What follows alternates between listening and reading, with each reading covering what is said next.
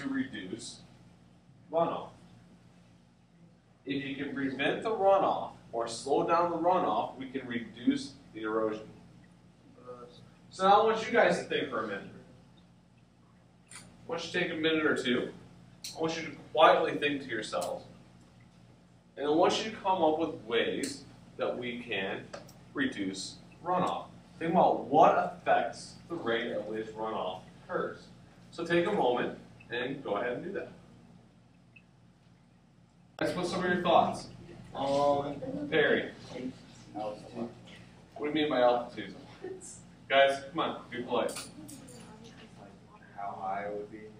Why would that affect runoff? I don't know, it just seems like it would. Okay, well, I want you to also explain to me how. It just seems like it would affect you. That's something we can maybe reconsider in a little bit. Other ideas? What are some other things that might affect runoff? As this is your turn to ask and participate. Go ahead, Tanner. The slope of the hill. Yeah, how would that affect it? Make it go faster. Yeah. Going down. All right, so how could you slow down the runoff? Make it more level, right? We want to reduce the slope. If you notice the way that we build a lot of the new housing developments, you'll notice that almost all the yards are sloped. And not only that, but they're sloped at a very low grade. It's sloped on purpose to draw the water away from the house. But it's also at a very low percentage or a very low slope so that when it does run off, it's not going to erode at the yard. And so when we think about that, it's basically one of the ways that we look at the way that we build our homes. So yeah, slope is definitely one of those features. That's one of the things we're going to talk about here in a minute. We're going to go outside and see how that slope actually affects runoff. So it's going to be kind of a cool experiment. We're going to go outside. All right, some other factors besides slope. Jake, what do you think? Asking me? Yeah, I'm asking you. I don't know, actually. This is why Think. I raised my hand. Think. Dakota, Probably the shape of the mountain. what do you mean? Like sometimes there could be like shapes of the mountain like this, and it could be spirals. Somewhat. But let's take ourselves off the mountain slope. Just in our general region. What are some things that could affect it? Wind, What do you mean by wind? air, Well, I don't want to run so much with the wind, but I think we could. I want to say we could talk about the amount of precipitation. All right, take a light sprinkle. Is that going to create a lot of runoff? No. No. Okay, if we get a downpour. Yes. Hey. possibly. All right, so the amount of precipitation, which is similar to the wind, a little bit. Okay. So when we think about that amount of precipitation, that will definitely affect our runoff. What is something else that might affect runoff? A big one. Think about this. If you are wanting to prevent something from eroding, what is it that you should do to prevent the erosion? Not even let it happen. Okay, say it louder, Chris. Not even let it happen. Well, and how do we do that? That's a great question. And I really can't. There is something we can do to hills or to a yard that prevents the runoff. Like make everything go to one area.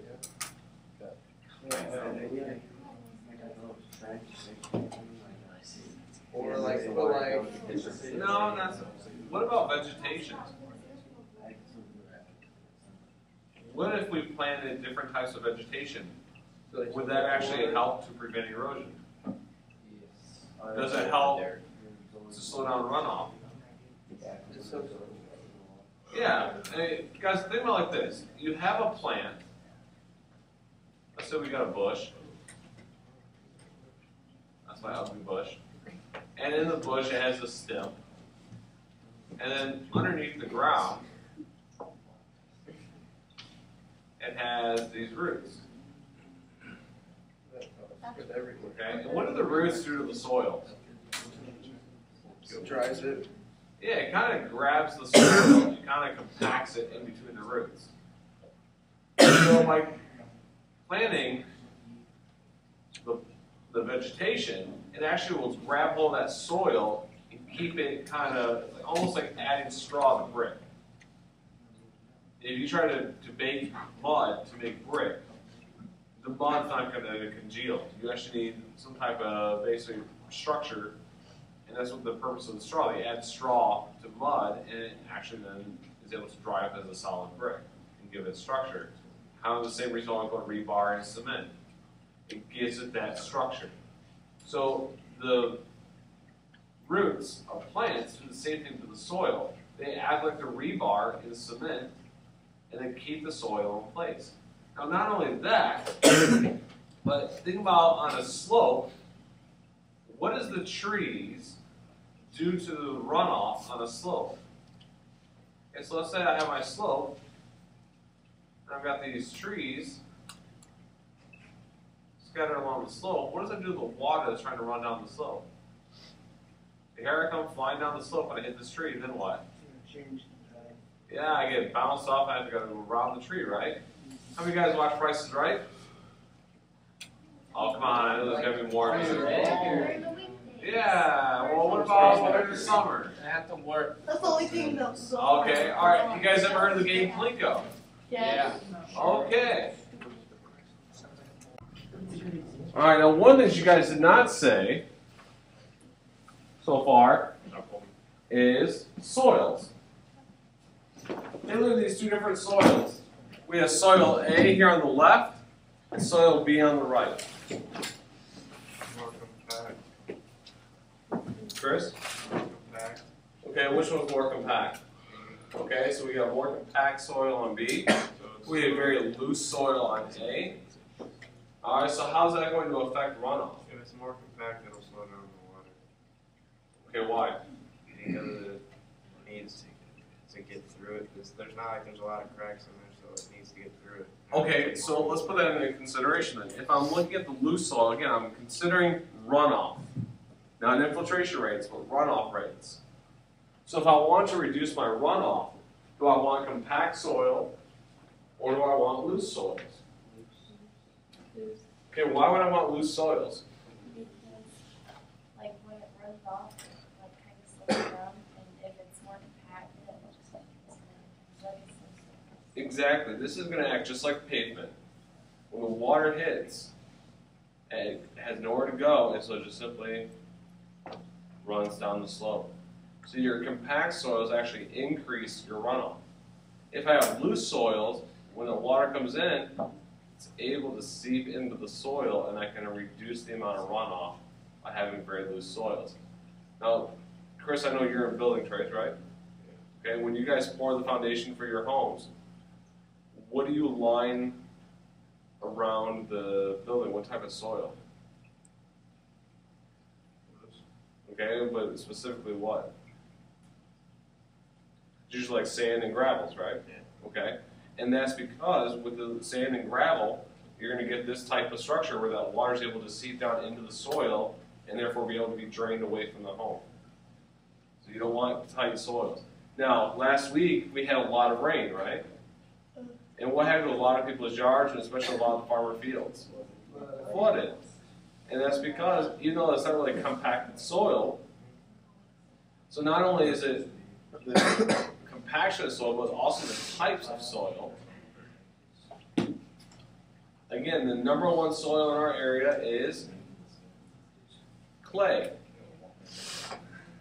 And when clay gets wet, gentlemen, when clay gets wet, it goes from this open, cracked soil, and that very top layer, the minerals actually start to spread out. It absorbs it, and it gets large. It's kind of like a sponge. And then it becomes a single solid sheet, and then the water can't go down in, so it has nowhere to go and sit on top. So that's one of the things to consider there. All right, so we got precipitation, the amount of precipitation, the vegetation type. We've got compaction of the soil as well as types of soil. You know, the best soils to have is basically topsoil and lots of sand and lots of gravels, allows it to drain very quickly. And then the last thing we're going to talk about today is slope. And then we're going to go outside and actually model this. We're going to see how the change in the slope actually decreases or increases runoff, and at the same time, we have this increase or decrease in infiltration. So let's take a moment. We're going to go outside very quickly here and do this. We're going to go outside door 23. That is between us and the ag shop. Based on the demo that we just did outside, tell me again how slope affects runoff. So the more steep? What? What are you trying to say? Okay, so the steeper the slope, the more runoff we have, and the less infiltration we get. If I have a shallow slope, we get a lot less runoff with a lot more infiltration. So again, what were the 4 factors of runoff that we discussed today? Slope, okay, vegetation, soils, and amount of precipitation. All right, so the next thing I want to talk about today is a little bit of